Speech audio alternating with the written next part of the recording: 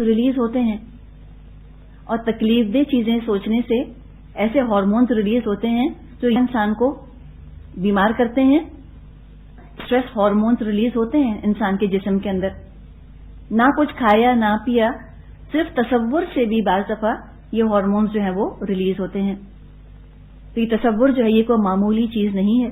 ذہنی جسمانی صحت کا، عمل کا بڑا گہرا تعلق ہے ہمارے تصورات سے. تصور میں لائیں گے تو تیاری کریں گے. جس چیز کا تصور نہیں کر سکتے تو اس کے لیے خود کو ہم پریپیئر بھی نہیں کر سکتے، اس کی تیاری بھی نہیں کر سکتے. تو یہ تصور بہت اچھی چیز ہے. قرآن میں اس کے لیے ظن کا لفظ آیا ہے. پھر تذکر. تذکر کیا ہے؟ یہ بھی تصور ہی ہے نا ایک طرح سے. تفکر کہتے ہیں غور و فکر کرو. افلا تذکرون افلا تفکرون. تعقل، معقولات ہم نے بات کی تھی نا، معقولات کے بارے میں سوچنا یہ تصور ہے. تو تعقل یہ بھی بہت اچھی چیز ہے، تصور کا اچھا استعمال ہے. افلا تعقلون، اللہ تعالیٰ فرماتا ہے افلا تتفکرون، کیا غور و فکر نہیں کرتے؟ افلا تذکرون، کیا تذکر نہیں کرتے؟ تو یہ تصور کا اچھا استعمال ہے. Active imagination. جتنی بھی آپ دیکھیے ایجادات ہوئی ہیں، اس کی ابتدا کہاں سے ہوئی؟ تصور ہی سے تو ہوئی. جانور کوئی چیز ایجاد کیوں نہیں کر سکتے؟ اس لیے کہ وہ تصور نہیں کر سکتے. انسان چونکہ تصور کر سکتا ہے اس لیے انسان نے ایجادات کی. پہلے ذہن میں خاکہ، ذہن میں نقشہ بنایا کہ اچھا اس چیز کو یوں ہونا چاہیے، یوں ہونا چاہیے. پھر اس کو ایک قدم آگے بڑھایا یہاں تک کہ وہ چیز ایجاد ہو گئی. پہلے سوچا نا کہ انسان کو اڑنا چاہیے جیسے کہ پرندے اڑتے ہیں. کوئی تصور میں پہلے اڑا ہوگا، کوئی پہلے تصور میں چاند پر گیا ہوگا. تو تصور جو ہے پھر وہ حقیقت کا روپ دھار لیتا ہے. تو اگر حقیقت کسی چیز کو کرنا ہے اس کی تیاری کیسے ہوگی؟ ابتدا کہاں سے ہوگی؟ تصور سے، امیجنیشن سے. اب اگر تصور کا استعمال غلط ہو تو وہ نقصان دہ ہو جاتا ہے. مثال کے طور پہ سورہ کہف میں مضمون آتا ہے، ایک شخص نے کہا وما اظن الساعة قائمة، میں تو نہیں تصور کر سکتا کہ قیامت آئے گی. اور وَلَئِن رُدِدتُّ إِلَىٰ رَبِّي لَأَجِدَنَّ خَيْرًا مِّنْهَا مُنقَلَبًا، اور اگر میں بالفرض لوٹایا گیا اپنے رب کی طرف تو میں بہتر ہی کچھ پاؤں گا وہاں پر، کچھ اچھا ہی پاؤں گا وہاں پر. تو یہ کیا ہوا؟ تصور کا غلط استعمال. قرآن نے اس کے بارے میں بھی ہم کو محتاط کر دیا ہے. جن چیزوں کے بارے میں یقینی خبر آ چکی، فیکٹ بتا دیا گیا، علم الیقین جن چیزوں کے بارے میں آ چکا ان پر یقین نہ کرنا اور اس سے مختلف تصور قائم کر لینا، یہ انسان کو شک میں مبتلا کر دیتا ہے نا. ایک یقینی چیز ہے، بتا دیا گیا، فیکٹ ہے، اس کے برخلاف کوئی اور ہی جدا تصور قائم کر لیا اپنی مرضی سے. تو اب یہ کیا ہو رہا ہے؟ کمبینیشن کیا بنا؟ ایک طرف ہے حقیقت، ایک طرف ہے تصور. یہ تصور جو ہے یہ حقیقت پر مبنی نہیں، خود ہی سوچ لیا، سیلف کریٹڈ کوئی امیج بنا لیا ذہن میں جو حقیقت سے بالکل مختلف ہے. تو ان دو چیزوں کا کلیش، یعنی حقیقت کا اور غلط تصور کا جو کلیش ہوتا ہے، ٹکراؤ ہوتا ہے، اس کے نتیجے میں شک جنم لیتا ہے، ڈاؤٹس. سورہ جاثیہ میں آیت 32 میں اللہ تعالیٰ نے فرمایا ہے وَإِذَا قِيلَ إِنَّ وَعْدَ اللَّهِ حَقٌّ وَالسَّاعَةُ لَا رَيْبَ فِيهَا، اور جب کہا جاتا ہے کہ بے شک اللہ کا وعدہ حق ہے، سچا ہے، حقیقت ہے، اور قیامت اس کے آنے میں تو کوئی شک نہیں. قُلْتُمْ، تم نے کیا کہا؟ مَا نَدْرِي مَا السَّاعَةُ، تم نے کہا کہ ہم نہیں تصور کر سکتے کہ یہ قیامت کیا ہوتی ہے. ان نظن الا ظنا، گمان سا ہوتا ہے، وما نحن بمستيقنين، اور ہم یقین کرنے والے نہیں ہیں. کیوں نہ یقین آیا ان کو حق کے اوپر؟ شک کی وجہ سے. تو انسان کو اپنے تصور کو قرآن کے تابع رکھنا ضروری ہے. اگر قرآن سے ہٹ کر قرآن کے خلاف کو تصور قائم کریں گے تو شک کا مرض جو ہے وہ جنم لے گا.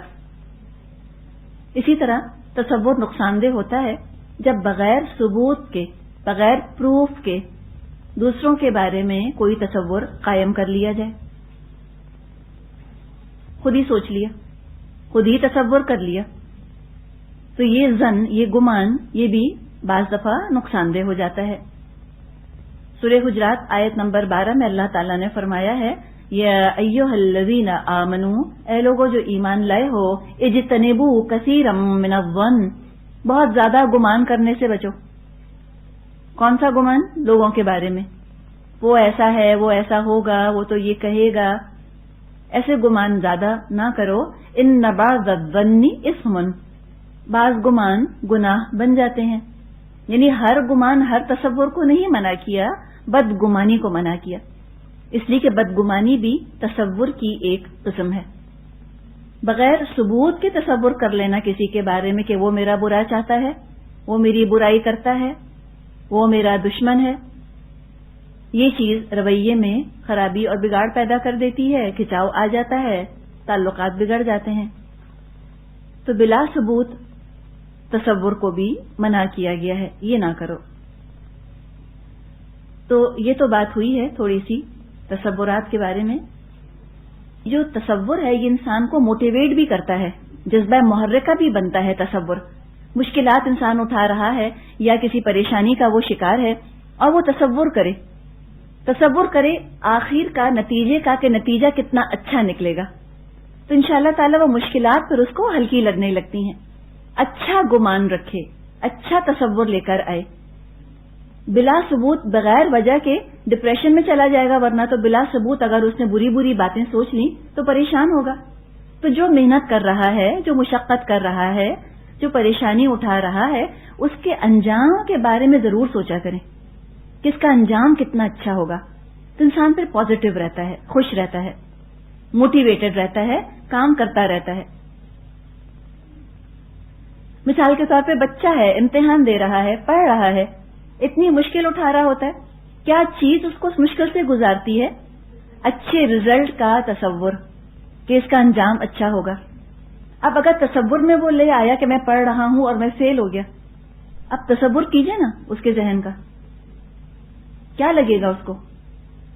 پریشان ہو جائے گا، وہ تو شاید ڈی موٹیویٹ ہو جائے، وہ پڑھنا نہ چاہے. تو یہ امید کیا ہے؟ امید بھی تصور ہے. انسان اچھا سوچے. شادی ہو رہی ہے ایک لڑکی کی، ایک لڑکے کی.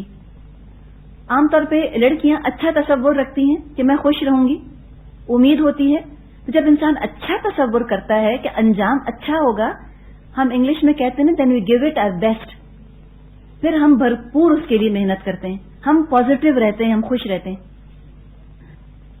اگر شادی ہو رہی ہو اور تصور میں کوئی یہ لے کر آئے کہ تو کامیاب نہیں ہوگی، میرا شوہر تو مجھ سے بالکل محبت نہیں کرے گا، میں اچھی بیوی بن ہی نہیں سکتی، مایوسی، نا امیدی، ایفرٹ بھی نہیں کریں گے، پھر تو کوشش بھی نہیں کریں گے. تو برا تصور انتہائی ڈی موٹیویٹنگ ہوتا ہے. یہ خود کو تکلیف پہنچانا ہے، ٹارچر کرنا ہے اپنے آپ کو، برے برے تصورات لا کر ذہن میں بلا وجہ. اور اچھی امید رکھنا، اچھا تصور لانا، یہ چیز انسان کو فریش رکھتی ہے، موٹیویٹڈ رکھتی ہے، اور انسان محنت کرتا رہتا ہے. بڑے بڑے رف پیچز سے انسان گزر جاتا ہے اس امید پر کہ انشاءاللہ بہتری ہوگی. تو اس کی انسان کو ضرورت پڑتی ہے تصور کی، اور قرآن نے تو ہمیں بہت کچھ تصور کرنے کو دیا ہے. تو حقائق پر مبنی چیزوں کے بارے میں سوچنا یہ تصور کہلاتا ہے. غیر حقیقی، غیر معقول چیزوں کے بارے میں سوچنا تخیل کہلاتا ہے، فینٹیسی. خوابوں خیالوں کی دنیا میں رہنا، فلائٹس آف فینسی. عمل کا، محنت کا کوئی ارادہ نہ ہو، کوئی کام کرنے کا ارادہ نہ ہو، نہ اپنے آپ کو موٹیویٹ کرنے کا ارادہ ہو، صرف خیالوں ہی خیالوں میں زندگی گزار دینا، فینٹیسائز کرتے رہنا، خیالی پلاؤ پکانا.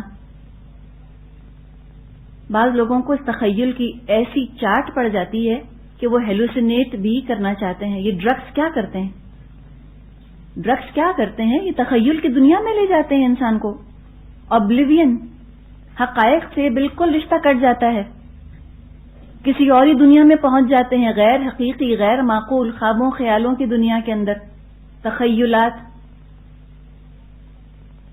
سوچتے ہی رہنا یوں ہو جائے گا، وہ فلاں چیز یوں ایسی ہوگی. جیسے کسی نے کہا کہ wishes were horses, beggars would be riding. بات یہی ہے. اگر تخیلات سے کوئی بہتری ہوتی تو جو فقیر ہیں وہ تو کہاں پہنچ چکے ہوتے. تو عمل کا کوئی ارادہ نہ ہو یا اس خیال کا تعلق کسی عمل سے نہ ہو، وہ چیز پہ تخیل بن جاتی ہے، تصور نہیں رہتی. مثال کے طور پہ آپ دیکھیں کہ بعض تو جو فیری سٹوریز ہیں یہ کہاں لے جاتی ہیں؟ فیری سٹوریز فیری لینڈ میں لے جاتی ہیں. فیری لینڈ کا وجود ہے؟ کیا فیریز ہوتی ہیں؟ نہیں ہوتی. یہ صرف تخیل ہے، یہ تصور نہیں.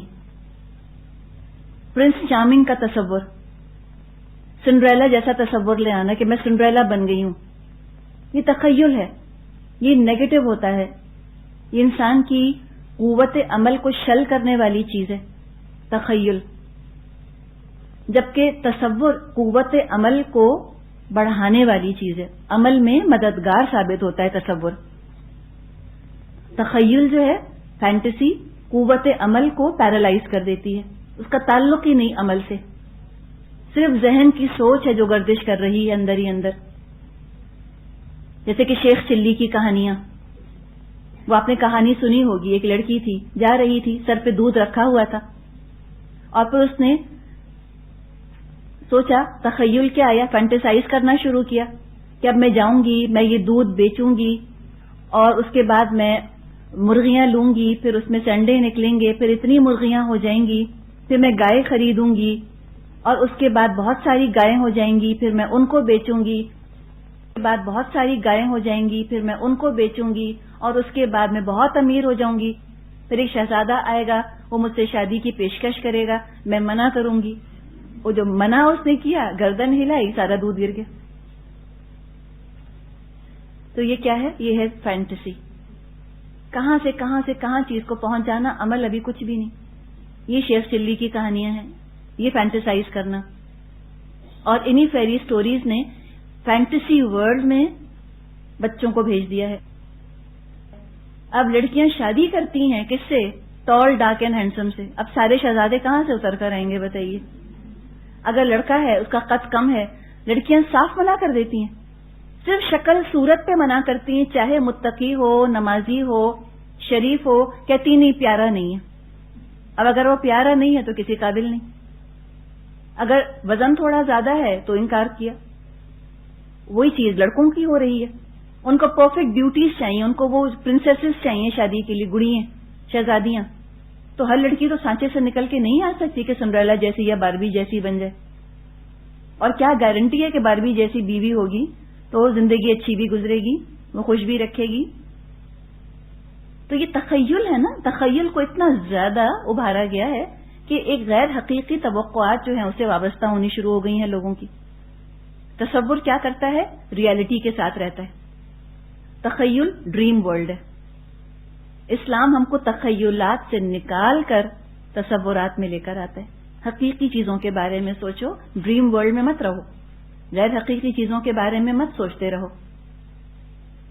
گناہوں کے خیال سے لذت لینا یہ بھی تخیل ہے. گناہ کر نہیں سکتے، گناہ کے بارے میں سوچے جاتے ہیں. مثلا کسی نامحرم کے بارے میں تخیل رکھنا کہ اس کی محبت حاصل ہو گئی یا اس کے دیدار سے لذت حاصل کر رہے ہیں.